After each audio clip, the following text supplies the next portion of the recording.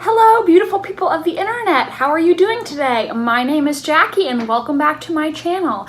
Today in this video, I want to talk about Game of Thrones. Now, not too long ago, I made a video centered on Sansa Stark, talking about what I think is going to happen to her in season 8 and what I think her endgame is going to be. Today, I want to do a very similar thing with Sansa's sister, Arya Stark, and talk about how I think her story is going to end on Game of Thrones. I was actually thinking about maybe making this into an ongoing series where I do a series of videos and in each video take a different character from Game of Thrones, center the video on them, and provide evidence from both the shows and the books explaining why I think they're going to end up in a certain place. So let me know in the comments if that's something you would be interested in seeing on this channel and what characters you would like me to cover if I do this series. The thing about Arya Stark is that a lot of people have theories for her character and where her character is going to end up that I just do not agree with at all. And I think part of the reason for this is because the way Arya is portrayed in the television show is different from how she's portrayed in the books. And I think her portrayal in the television show is more one-dimensional. Now, that is not to say that Maisie Williams doesn't play Arya well. I think she is phenomenal. I just think the writing for her on the TV show emphasizes some character traits over others. So when people say things like Arya has to either die or leave Westeros, I just don't think there is a strong basis for those theories. There is the West of Westeros line in the TV show, however, that is just one line among many that Arya has had, and I think people place way too much focus on that line, which to me it was a throwaway line. I don't think she's going to end up going west of Westeros at the end of the show. To be completely honest, if she survives, I can't imagine that she would want to leave her family again, and I think a lot of people, when theorizing about Arya, focus more on her adventurousness or her skills as an assassin and don't think about her main character motivation, which to me is her family and her home. What also really bothers me is when people say that Arya is too far gone, that she is too ruthless and has spent too much time thinking about revenge to ever be redeemed or to ever assimilate back into normal life. And I just don't think that is true at all. Arya has proven herself to be not a ruthless killer. She does not kill for her own sense of pleasure, and she showed that when she chose to spare the life of the actress Lady Crane when she could have easily allowed the hit to go through. Arya has shown that she does not like killing. It is more survival than pleasure for her. And she chose her family over revenge in season 7 when she chose to ride home to Winterfell instead of continuing south to kill Cersei. To me, Arya's #1 goal as a character has always been to return home to Winterfell and reunite with her family. In my mind, her list of names is mainly a coping mechanism that she is using to help her achieve that greater goal of getting back to her family and getting back to Winterfell. I think you can really see this from a certain quote in the books where Arya is thinking about her sword Needle and what that sword represents to her. Needle was Robb and Bran and Rickon, her mother and her father, even Sansa. Needle was Winterfell's gray walls and the laughter of its people. Needle was the summer snows, old Nan's stories, the heart tree with its red leaves and scary face, the warm, earthy smell of the glass gardens, the sound of the north wind rattling, the shudder of her room.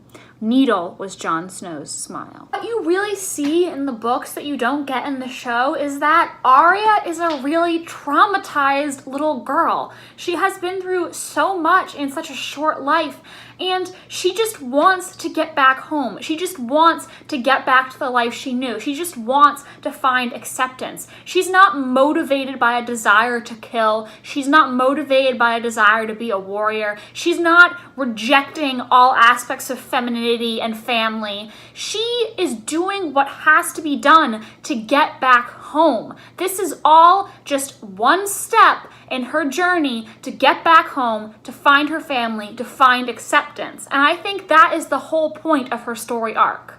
I do think there is a lot of foreshadowing in the series that shows Arya will someday take on a leadership position.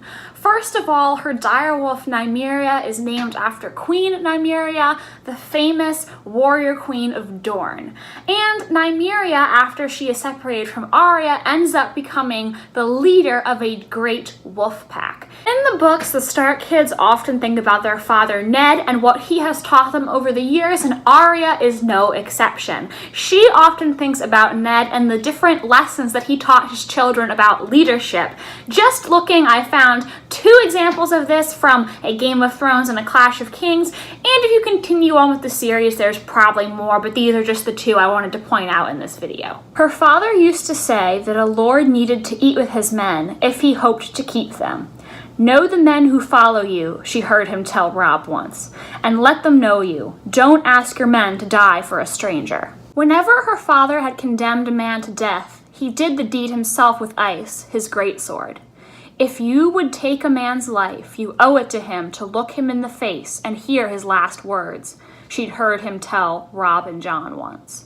Another thing that I think would make Arya a good leader is that she could be an advocate for the small folk. Now, Arya doesn't show judgment or bias against them like some other nobles do. In fact, she gets along really well with people who are commoners, and she doesn't judge them for their station. In this quote from Book 1, A Game of Thrones, it says, Arya had loved nothing better than to sit at her father's table and listen to them talk. She had loved listening to the men on the benches, too, to free riders tough as leather, courtly knights and bold young squires, grizzled old men-at-arms. She used to throw snowballs at them and help them steal pies from the kitchen.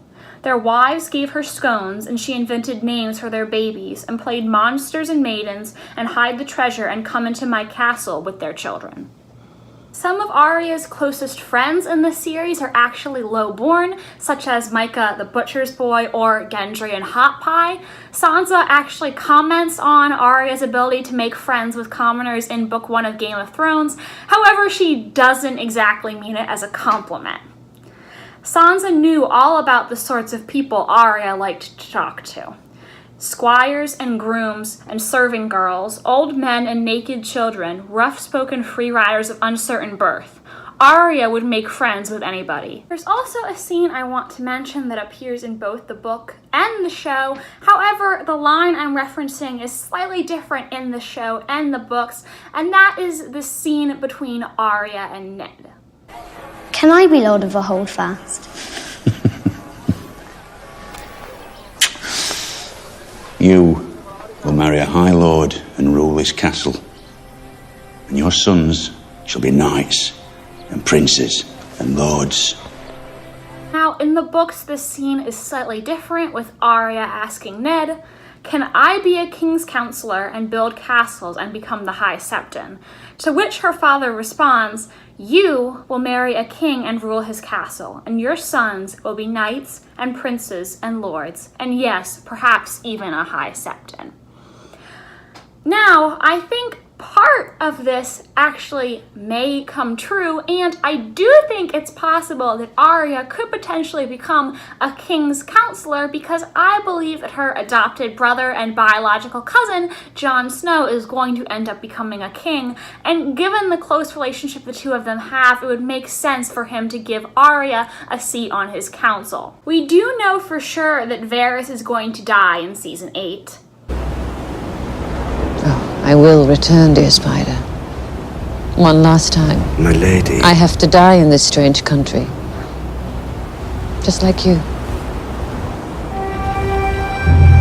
Which would leave a spot open on the council that I think Arya could possibly fulfill as Mistress of Whisperers. Interestingly enough, this position was actually originally created for a woman, Tiana of the Tower, who was a woman from Pentos that became one of the queen consorts of Maegor the Cruel. And I think this is a position that Arya could excel at because of some of the skills that she has built up over the years, and I have a quote from the books to support this. Learn 3 new things before you come back to us, the kindly man had commanded Cat when he sent her forth into the city. She always did. She would learn some secret. Another thing about Arya that I have mentioned in videos before is I think there is a good possibility that she could end up married to Gendry at the end of the show. And I've said before reasons why I think that. I think there is a lot of foreshadowing for this in the books. I don't really want to go into all of that right now because I've said this before why I think this. And I also was thinking about maybe in the future making a video with all of the foreshadowing in the books that could show why Arya and Gendry may end up together, because I know there is so much more that I haven't mentioned in videos before. I was also thinking about maybe doing a similar video with Jon and Daenerys, because so many people say that Jon and Daenerys is just fan service and that it's not going to happen in the books, which is so untrue. But now I'm going on a tangent, so let's not even go there. That's another video. The point here is I think there is a lot of foreshadowing for a potential Arya-Gendry marriage. I think the two of them would make a good match. And another interesting thing that foreshadows this that I don't think I've mentioned before is the huge amount of Arya parallels with her aunt Lyanna Stark. And I think it could be interesting, since Lyanna was originally supposed to marry Robert Baratheon, for Arya to marry a Baratheon, but for this time for it to actually work out, since Gendry doesn't have the same faults that his father Robert Baratheon did, and Arya actually does love him, whereas Lyanna was in love with Rhaegar and was never in love with Robert. So it would sort of be like what was supposed to happen in the previous generation is now finally coming to fruition in this generation, and now everyone is happy with it. I am 100% sure that Gendry is going to be legitimized as the last Baratheon in the TV show. I mean, I don't know why they would have brought his character back if they weren't planning on having him legitimized and becoming Lord of Storm's End. So, if Arya were to marry him, she would become a lady like her father told her she would.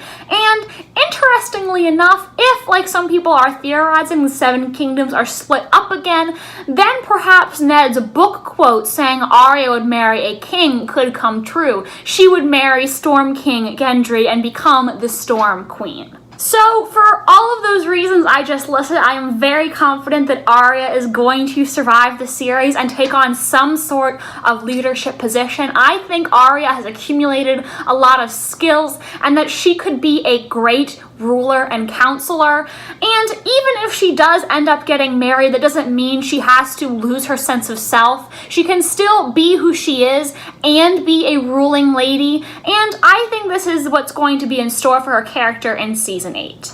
So guys, please let me know what you thought about this video. Give it a big like if you enjoyed, and subscribe to my channel if you want to see more from me. Let me know about the different video ideas I mentioned in this video, which one of them you guys would be interested in seeing. I definitely think I could make some more videos talking about my endgame theories for different characters. I could make a video on all the Arya and Gendry foreshadowing. I know the 2 Arya and Gendry theory videos that I made in the past are the 2 most popular Game of Thrones theories I have ever made on this channel, so evidently you guys really like it when I talk about the 2 of them. And also let me know if you'd be interested in all the Jon and Daenerys foreshadowing from the books and a video about them. Okay guys, thank you so much for watching this video. I hope you enjoyed, and I will see you next time. Bye!